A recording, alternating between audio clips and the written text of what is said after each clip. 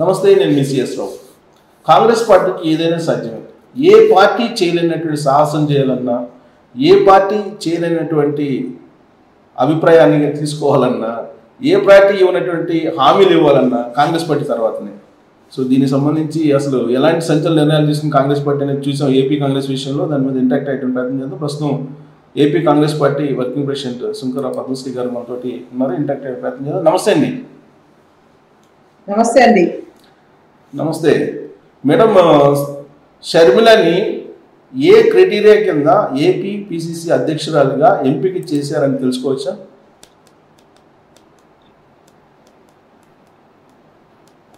YS Sharmila Reddy. I feel it's YSR గారి, అదేవిధంగా కాంగ్రెస్ రక్తం, భావజాలం అవన్నీ కూడా నిండుగా ఆమెలో ఉన్నాయని చెప్పి రాహుల్ గాంధీ గారు, మల్లికార్జున ఖర్గే గారు నమ్మారు. కాబట్టి ఆమెని ఈ రోజున ఆంధ్రప్రదేశ్ కాంగ్రెస్ కమిటీకి అధ్యక్షురాలుగా అపాయింట్ చేయడం జరిగింది. అంటే వారసత్వానికి ప్రాధాన్యత ఇచ్చినట్టేనా?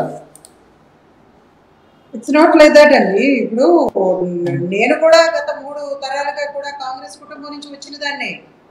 బట్ ఈ రోజుకి కూడా ఒక కాంగ్రెస్ కార్యకర్తగా కాంగ్రెస్ ఐడియాలజీని గౌరవిస్తూ ప్రజల కోసం కృషి చేస్తూ ఉన్నాం. సో లెగసీ అనేది కంపల్సరీ అందరికీ ఉండాలి. పార్టీని ఐడియాలజీని రెస్పెక్ట్ చేసే విధి విధానాలని కాపాడుకునే మనస్తత్వం ఉండాలి. అన్నిటికంటే మించి ధైర్యం ఉండాలి, పట్టుదల ఉండాలి. అవి మాలో ఉన్నాయి కాబట్టి కాంగ్రెస్ పార్టీ గుర్తింపిస్తా ఉన్నాం. 2014 నుంచి ఇప్పటి వరకు కూడా మీలాంటి వాళ్ళు కష్టపడ్డారు. అనేక మంది ఉన్నారు కనీసం పార్టీని వదిలిపెట్టిపోకుండా. వాళ్ళని కాదని చెప్పి షర్మిలాని డంప్ చేసుకున్నట్టు అనిపించట్లేదా? నాట్ అండి. I don't agree with this. నేను ఎప్పుడు కూడా పిసిసి అధ్యక్షురాలు అనుకోలేదు, నేను అడగలేదు. నాకు చాలా తక్కువ సమయంలో ఎంతో మంది సీనియర్లు ఉన్నా కూడా నన్ను కాంగ్రెస్ పార్టీ వర్కింగ్ ప్రెసిడెంట్ చేసింది. సో అలాగే ఈ రోజున కాంగ్రెస్ పార్టీకి అవసరం పట్టుదలగా పనిచేయాలి, పార్టీని బలోపేతం చేయాలి, ప్రజల మధ్యలోకి వెళ్ళాలి, ధైర్యంగా నియంత్రణ మీద యుద్ధం చేయాలి అంటే డెఫినెట్గా షర్మిలారెడ్డి గారు లాంటి నాయకత్వం అవసరం అని చెప్పి మేమందరం కూడా ఆలోచన చేశాము. రాహుల్ గాంధీ గారు, మల్లికార్జున ఖర్గే గారితో జరిగినటువంటి సమావేశంలో ఢిల్లీలో మేమే స్వయంగా వాళ్ళ నాయకత్వాన్ని కోరటం జరిగింది. ఇప్పుడు అనేక మంది ఉన్నారు. జేడి శీలం గారు ఉన్నారు, పల్లమరాజు గారు ఉన్నారు, శంకర పద్మశ్రీ గారు ఉన్నారు, తులసిరెడ్డి గారు ఉన్నారు, గిడుగురు ఉత్తరరాజు గారు ఉన్నారు, అంతకుముందు రఘువీరారెడ్డి గారు ఉన్నారు. సో ఇలా చెప్పుకుంటూ పోతే కాంగ్రెస్ పార్టీలో ఉద్దండులు అనేక మంది ఉన్నారు. వాళ్ళందరినీ కాదని ఇప్పటి వరకు కాంగ్రెస్ పార్టీలో ఎలాంటి పదవి లేనటువంటి షర్మిలాని నేరుగా తీసుకొచ్చి పిసిసి అధ్యక్ష బాధ్యతలు అప్పచెప్పడం అనేది కరెక్టేనా? ప్రజలకు సందేశం అదేనా? ఏ సందేశం ఇవ్వాలన్నా? 2014 తర్వాత రఘువీరారెడ్డి గారు పిసిసి అధ్యక్షుడిగా 2020లో రాజీనామా చేసిన తర్వాత అనేక కేంద్ర మంత్రులుగా చేసిన వాళ్ళు, ఇంక్లూడింగ్ ముఖ్యమంత్రిగా చేసినటువంటి కిరణ్ కుమార్ రెడ్డి గారికి కూడా అవకాశం పార్టీ ఇచ్చిందండి. మా వాళ్ళు తీసుకోలేదు. తీసుకుని ఉంటే అది మేము కదా దాన్ని ఎక్స్పెక్ట్ చేయాల్సింది, కోరాల్సింది. మేమెవరం కూడా అడగలేదు. పార్టీ అధిష్టానం ఒక నాయకురాలని మాకు ఇక్కడ పిసిసి అధ్యక్షురాలు హోదాలో ఇవ్వడం జరిగింది.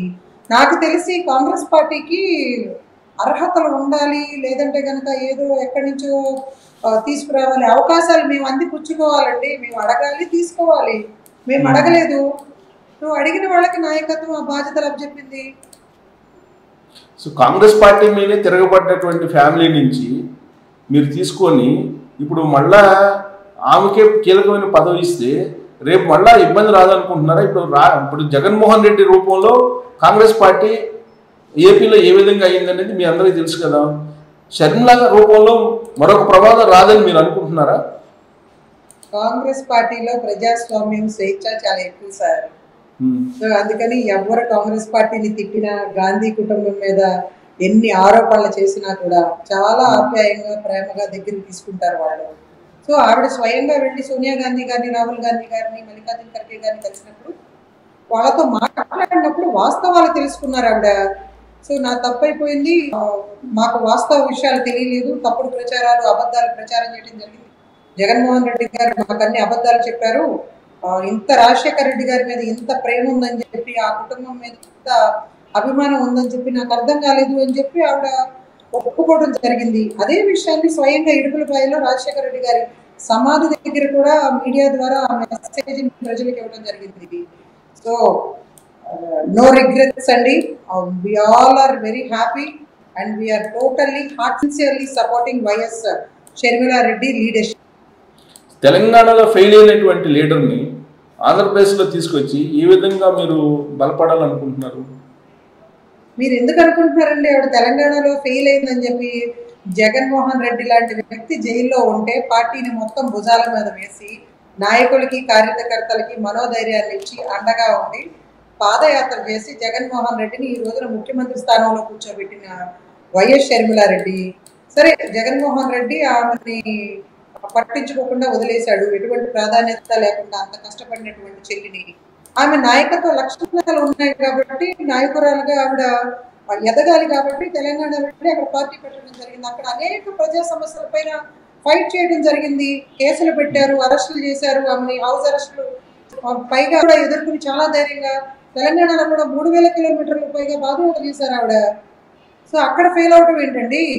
ఆవిడ త్యాగం చేశారు. ఒక రకంగా చూసుకుంటే గాంధీ గారు రాహుల్ గాంధీ గారిని కలిసిన తర్వాత ఆవిడకి కొన్ని విషయాలు అర్థమైన తర్వాత తెలంగాణలో ప్రభుత్వ వ్యతిరేక ఓటు బ్యాంక్ అనేది చీలటం ఇష్టం లేదు కాబట్టి అది కాంగ్రెస్ పార్టీకి పూర్తిగా ఓటు బ్యాంక్ రావాలి, కాంగ్రెస్ పార్టీ అధికారంలోకి రావాలని కోరుకుని ఆవిడ త్యాగం చేశారు.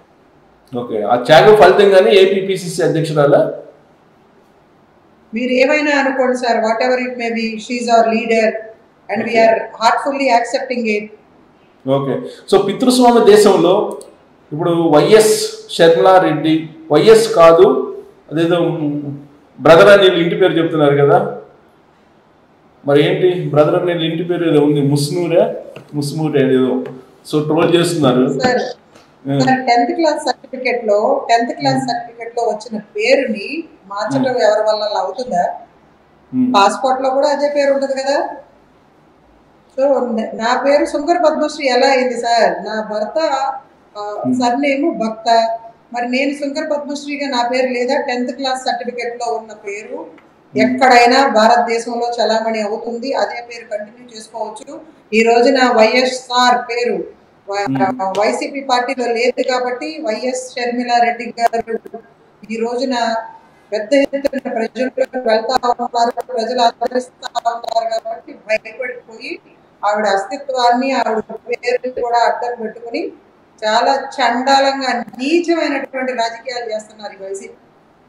ఇప్పుడు షర్మిలా శాస్త్రిగా మీరు చూస్తున్నారా, షర్మిలా రెడ్డిగా చూస్తున్నారా? వైఎస్ షర్మిలారెడ్డి ఈ పేరు ఎవరు అవునన్నా ఆవిడ పేరు వైఎస్ షర్మిలారెడ్డి, ఆమె వైఎస్ రాజశేఖర్ రెడ్డి గారి బిడ్డ.